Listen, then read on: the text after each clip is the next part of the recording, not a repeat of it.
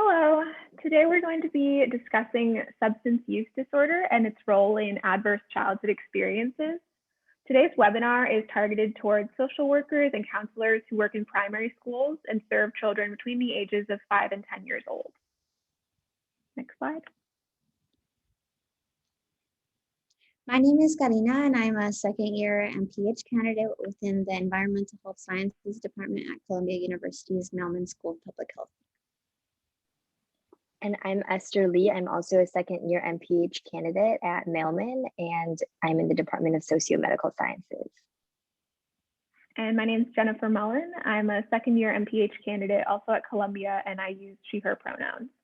And we're going to be your presenters today. Next slide. We're going to start with a content note before we begin the presentation.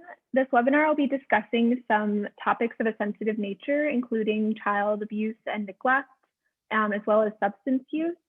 So please make sure to take whatever space you need and do what you have to do to take care of yourself. This could look like pausing the webinar when needed, taking breaks, or skipping past certain parts. Some of the main acronyms that we're going to be using throughout the presentation are defined here. The first is ACEs, which stands for Adverse Childhood Experiences. These are experiences in childhood that can lead to long-lasting harmful impacts like abuse, neglect. We're going to be talking about some of the different kinds of ACEs later on in the webinar in greater detail. The second term is SUD, which stands for Substance Use Disorder. This is defined by the American Psychological Association as the inability to control one's use of substances. This could be drugs like marijuana, opioids, prescription drugs, or alcohol as well.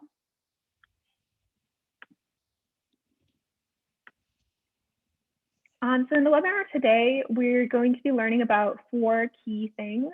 The first is how to understand the key components of the different kinds of ACEs and how those impact children throughout their lifetime, how to identify risk factors for substance use disorder in children's families, how to refer families to the appropriate resources and citywide agencies, and how to use age-appropriate tools to engage children on the topic of substance use.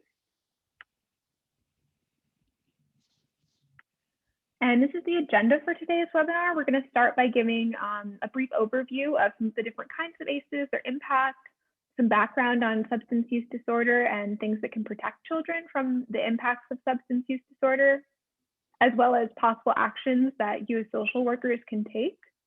And finally, some helpful resources to start broaching these conversations with children. Now we're going to start by talking about ACEs a little bit more.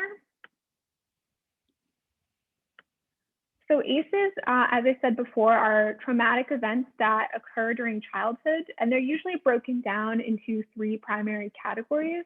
The first one is neglect, both physical and emotional. Second one is abuse, that could be physical, emotional, or sexual.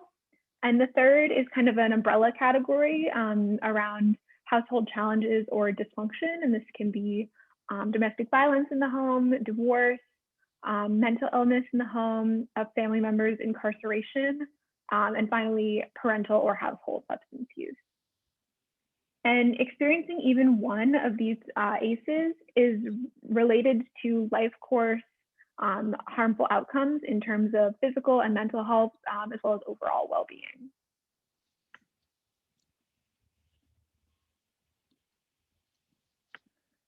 Some of the long-term challenges that can result from ACEs include things like high-risk behaviors like smoking and substance use later in life, or lack of exercise. It can also be things like chronic diseases, diabetes or COPD, and mental health challenges like depression or suicidality.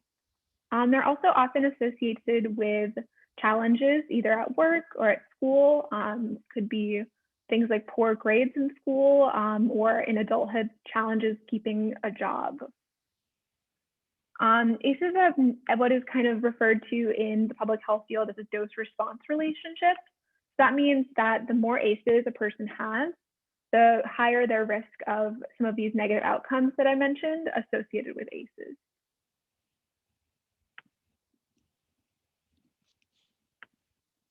I'm going to share a few more quick facts and statistics to give you a little bit better sense of the magnitude of this problem. So first, ACEs are extremely common. 64% of adults have experienced at least one type of ACE. That's about 2/3 of people. And 1 in 6 people have experienced 4 or more ACEs. Now going back to the dose-response relationship that we previously discussed, the threshold of 4 or more ACEs is where research shows that the risk of some of those negative outcomes increases exponentially. And ACEs don't impact all groups equally.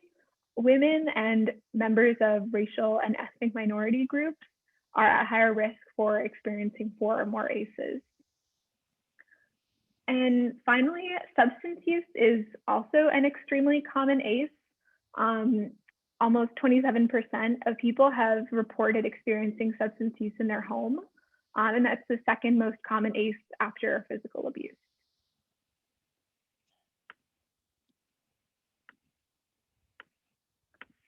Now we're going to discuss ACEs among social workers in particular. There's research that shows that social workers and other care workers have a higher rate of ACEs compared to the general population. Around 70% of social workers have experienced at least one ACE in their life, and that's compared to 64% in the general population. And then 16% of social workers have experienced about 4 or more ACE threshold, which is roughly on par with the general population. And the reason we're highlighting these statistics is because it really underscores the need for schools and school systems to have systems in place to support social workers and other care workers in schools to support their mental health and allow those workers to have time to practice self-care.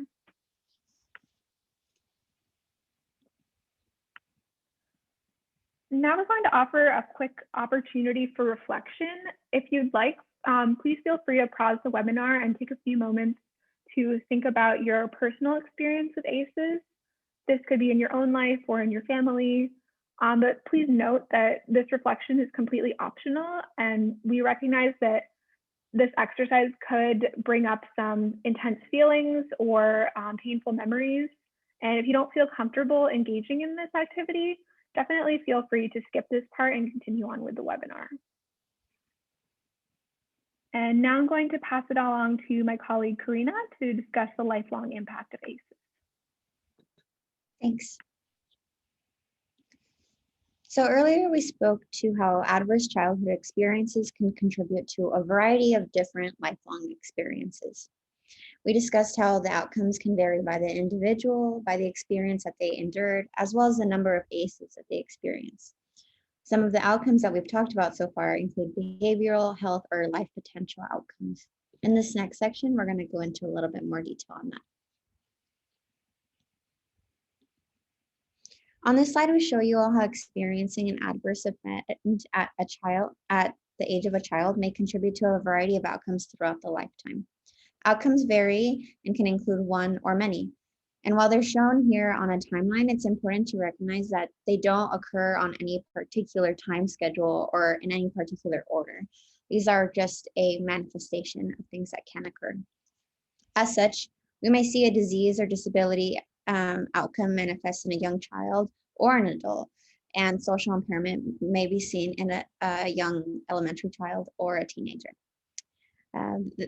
Of particular concern is how the accumulation of all of these outcomes result in earlier death of the individual. It's for this reason that identifying ACEs in a child is so important, so we can recognize earlier and start an intervention as soon as possible. Later on, we'll speak to some more protective mechanisms that exist so we can help moderate the relationship between ACEs and those poor health outcomes, as well as ways that you as the school social worker might be able to intervene.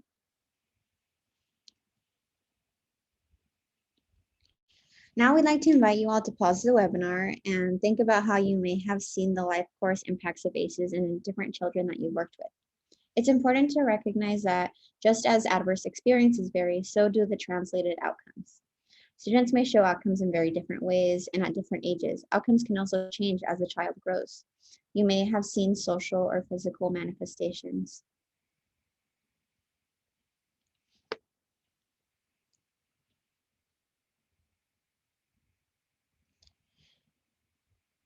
Thank you all for taking time to do that exercise. My colleague also spoke to the dose-response relationship between ACEs and their subsequent life course outcomes. While a death certificate may not acknowledge ACEs, it is imperative that we recognize that through the manifested outcomes from ACEs across a lifetime, the life expectancy of an individual who has experienced 6 or more ACEs is nearly 20 years earlier than that of their counterpart who has not experienced ACEs. So yes, outcomes do include physical illnesses, but oftentimes they include the adoption of risky behaviors and poor social relationships, all of which contribute to a shorter lifespan.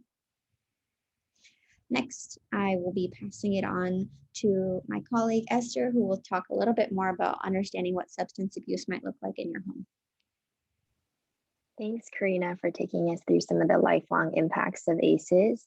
So now we're going to shift our attention to the next section, which will discuss why caretakers or parents may be experiencing substance use disorders. Next slide, please.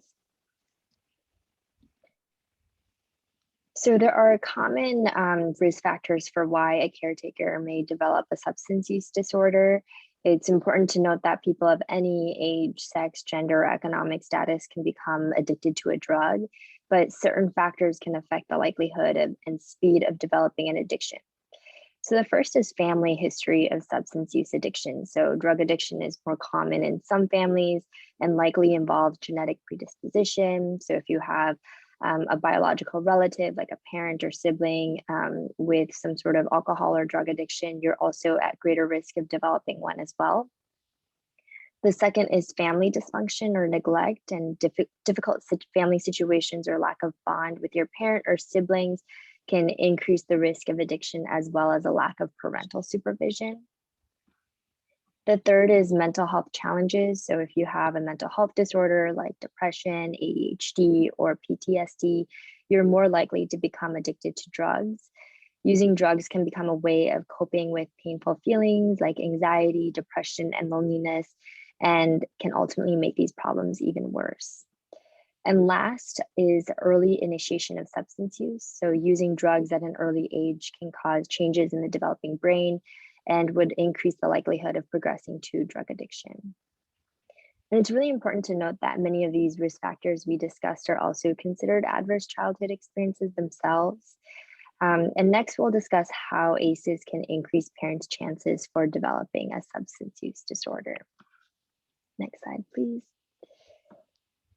Some ACEs are associated with early drinking and using drinking as a mechanism to cope.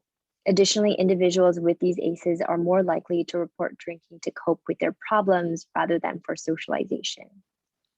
So in a 2008 study by Rothman and colleagues, they found that children with particular ACEs may initiate drinking earlier than their peers, and they may be more likely to drink to cope with problems rather than for pleasure or to be social. And in particular, there are 5 specific ACEs that were significantly associated with initiating drinking at or before 14 years of age. And these 5 ACEs were physical abuse, sexual abuse, having a mentally ill household member, substance use in the home, and parental discord or divorce. Compared with those without any ACEs, those with ACEs were more likely to report that they drank to cope during the first year that they used alcohol. Additionally, more ACEs can increase the risk of substance use. So in a 2003 study by Dubé and his colleagues, they examined the relationship between illegal drug use and ACEs and the total number of ACEs, which is ultimately the ACE score, among over 8,000 adults at a primary care clinic in California. And they found that each ACE increased the likelihood for early initiation of substance use 2 to 4 times. And the ACE score, again, the total number of ACEs, had a strong graded relationship to initiation of drug use problems, and drug addiction. Also, compared with people who didn't have any ACEs, People with 5 or more ACEs were 7 to 10 times more likely to report illegal drug problems and addiction to illegal drugs. So really, these studies highlight that ACEs not only can lead to early drinking, but that drinking is used as a mechanism to cope, and that the more ACEs one has, the more likely that they'll develop drug problems. Next slide, please. Now that we understand why caregivers may experience substance use, it's important to identify signs that a child is dealing with a caregiver with a substance use disorder, because the effects of SUDs are felt by the whole family and especially the child. We created materials for you to help a child deal with caretaker substance use, which we'll talk about a little bit later in the presentation. But right now, we hope that these signs can help you provide both the caretaker and the child support in order to prevent negative impacts of ACEs. One negative consequence of having one or both parents with an SUD includes the child having difficulty establishing trusting relationships with people. And this may be primarily because the guardian at home was not reliable. Second, a child may be overly emotionally responsible in relationships, taking on adult roles much younger than developmentally appropriate. And this may occur when the caretaker is unable to meet the developmental needs of the child, and the child eventually begins to parent themselves and perhaps younger siblings earlier than their age. And so ultimately the child begins to parent the parent or the caregiver. And third, you may see abrupt changes in the child's behavior. For example, you may observe externalizing problems such as opposition, conduct problems like stealing, lying, truancy, also anger outbursts, aggressive behaviors, or impulsivity. Last, they may experience new academic challenges that weren't there before, or their grades may decrease. In school age years, parents experiencing drug addiction may be less available to provide assistance with homework, monitor school performance, and track assignments. So these children may have difficulty with attention and concentration due to increased anxiety levels related to the chaotic home environment. And of course, this list is not exhaustive, but it's important as school social workers and counselors to identify some of these signs and symptoms of caregiver substance use while observing the child's behavior in social, classroom, and play settings in order to assist them. And with that, I will hand it over to my colleague, Karina, who will talk about some of the protective factors to decrease the negative impacts of caregiver substance use on children. Thank you. So earlier we spoke to how the experience of cumulative ACEs are associated or may be associated with early drinking or using drinking to cope, or just substance abuse in general. In this next section, we'll be speaking to the protective factors that can support the child in limiting the impact of ACEs, specifically in regards to using substances to cope. Essentially, these are the modifiable factors that can buffer against the effects of early adverse experiences. So protective factors have been a largely understudied area in the relationship between ACEs and substance abuse. And still, we know that more research needs to be conducted here. Regardless, however, our presentation is stressing this as an area because of how serious the negative impacts of ACEs can be for an individual across their lifetime. It is through these ways that we may mitigate the role that ACEs play in poor health. The first we are discussing is the role of protective adult relationships. Among few studies, they found that protective adult relationships can moderate the link between ACEs and substance use. These studies showed how under lower levels of protective adult relationships, cumulative ACEs related to increased substance use among youth and strengthened the association between ACEs and substance use. Other studies support this finding, such that the absence of or poor supportive adult relationships are associated with elevated risk behaviors among adolescents. One of the most interesting pieces of this study for me was the fact that quality was much more important than quantity of relationships. And it was the quality of those protective adult relationships that made a huge impact for the child. Lastly, attachments to protective adult figures that occur early in life may contribute to a better long-term outcomes. Studies show that there is value in social networks with peers of the same age group, similar to the value of those with adult relationships. Studies specifically showed how early adversity may be considered tolerable stress when youth are surrounded by those protective social groups. Otherwise, it may be seen as maladaptive. Thus, enhancing the support system for youth who have experienced multiple ACEs can help foster a healthy well-being, not only while they're a child, but as they age into teenagehood and adulthood.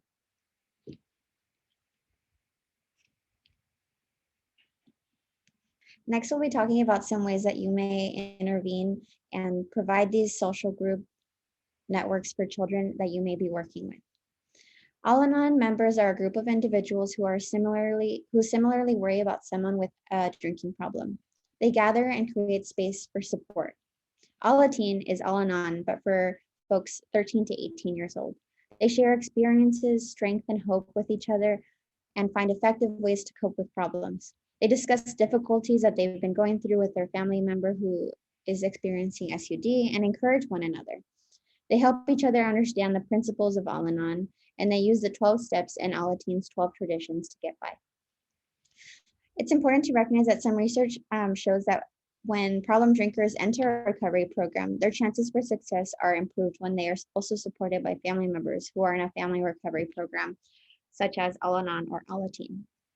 It's important to recognize that youth involved in child welfare services in particular can benefit from both peer and adult mentoring, such that they are able to build rapport and feel comfortable going to someone when questions about alcohol or other drug use may arise.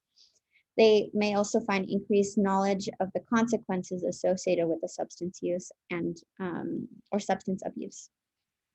Next, we want to highlight the role of mentorship. Youth exposed to multiple ACEs may have disruptions in the quality of their caregiving relationships, as primary caregivers may often be the ones inflicting harm to the youth. Thus, it is important to consider the role of non-parental adults and the ways in which they can serve as mentors to youth in child welfare. Notably, mentoring relationships can produce positive outcomes and foster resilience in youth if the bond includes trust and mutual benefit. So here again, we see the value of quality versus quantity.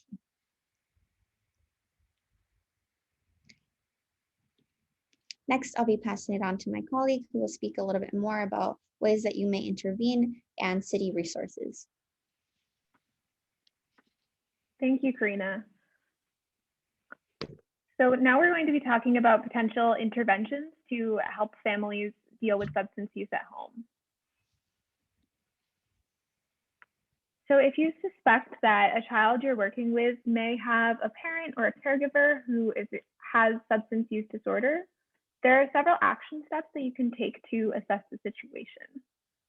So first, you want to figure out the level of risk to the child, and this can look like having a conversation with that child one-on-one, and we're going to be sharing a little bit more later in the presentation, some resources we've created to broach these conversations and get a better understanding of that child's home situation.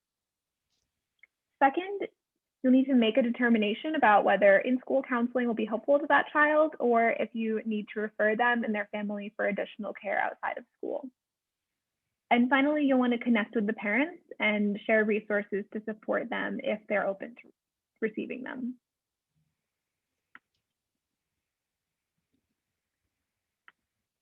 If a parent is interested in seeking treatment, there are many common therapeutic approaches to addressing substance use disorder. Here are a few of these approaches that you can recommend to parents if they're not sure where to start in getting help.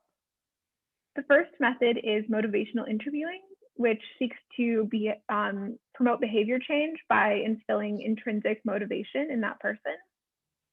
The next is cognitive behavioral therapy, which also seeks to promote behavior change through the development of healthier coping mechanisms as well as self-awareness. The next is case management, which involves coordination with several different services depending on the family's specific needs, and this can also include outpatient treatment for substance use disorder. And finally, family therapy is a specific type of therapy that focuses on healing familial bonds that may have been impacted negatively by a family member's substance use, and also building upon that family's strengths to foster healthier relationships.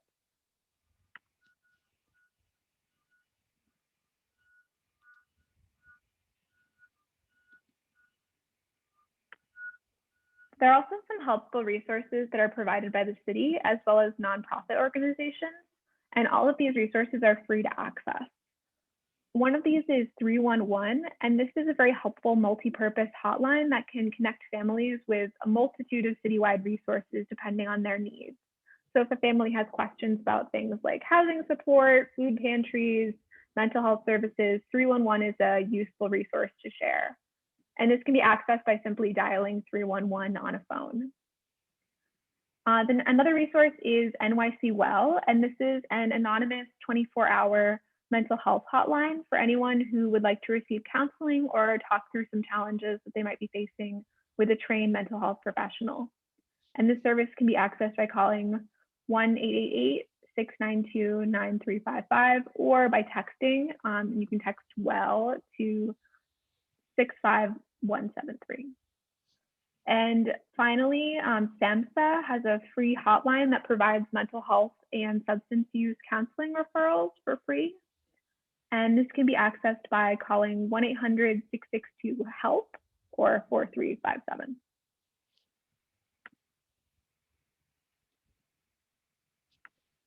The interventions that we've shared on this webinar are really only a starting point to serving families who have been impacted by substance use disorder. All family situations are going to be really different, and every family is going to have very unique needs. There's no kind of one size fits all approach to addressing substance use, so each intervention is going to look a little bit different.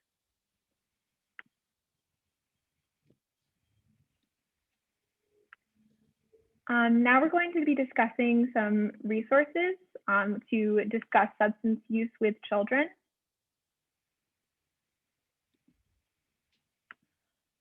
So the first resource we created is an interactive screening tool, and this is designed for children between approximately the ages of 7 and 10. And the way it works is the screening tool asks children open-ended questions about things that might be going on at home and their feelings about that, with spaces for them to share. And it also includes a companion piece for social workers, which has information about some common characteristics of children with parents who have substance abuse disorder to help kind of contextualize that children's concerns and kind of assess their reactions and ascertain maybe a little bit more what's going on in that household. And now I'm going to pass it on to my colleague Esther to talk about an additional resource. Thanks, Jennifer. So in addition to that activity that Jennifer just mentioned, we also created a children's book and some materials to also go with the book. The book is targeted for kids under the age 7 and under. And sometimes one of the biggest challenges for children dealing with parental or caregiver substance use is feeling shame and embarrassment, and they find it difficult to tell others, especially an adult, about what they've been seeing at home or how they may feel. And so we created this children's book, which is the premise is about this monster that represents the feeling of shame and embarrassment. We call him the feelings monster. And so every time this little girl, Erica, her mom drinks, the monster comes to visit Erica and makes her feel embarrassed. And so one day, then her teacher asks her what's going on, and Erica feels brave to tell her. And after telling the teacher, she realizes that the monster is much smaller. And at the end, Erica and her mom are, sitting with a social worker to get some help. So these are just, 2 pages, but you can find more of the resources in this website. Next slide, please. So we didn't want the conversation to end there. We wanted to facilitate further discussion after the book. And so we created a discussion guide for social workers, school counselors to discuss with the child. In addition to that, we understand that children may express themselves better through drawing or certain words. And so we created the feelings workbook, which is a workbook targeted for those children. And each page essentially has a different prompt related to the book, but also generally, for example, when I see my parents using drugs or drinking alcohol, I feel, and they may respond accordingly. So we hope that these resources could provide further information for you as social workers and school counselors to then think about the next action plan for the child. Next slide, please. And with that, we would like to conclude this presentation. Thank you so much for your time. We understand that the work you do is really important and not easy. So we appreciate the ways in which you're helping to improve the lives of both the children and their families. And we also want to acknowledge that the presentation was focused on the children you support in schools, but we also encourage you to also look at some of the other ACEs resources that may help you in understanding your past experiences with ACEs. And you can find a lot of these resources through the other webinars from our colleagues on this website. We hope that this was helpful in your understanding of ACEs and substance use and thinking about better ways to support children with parental substance use disorders. Thank you.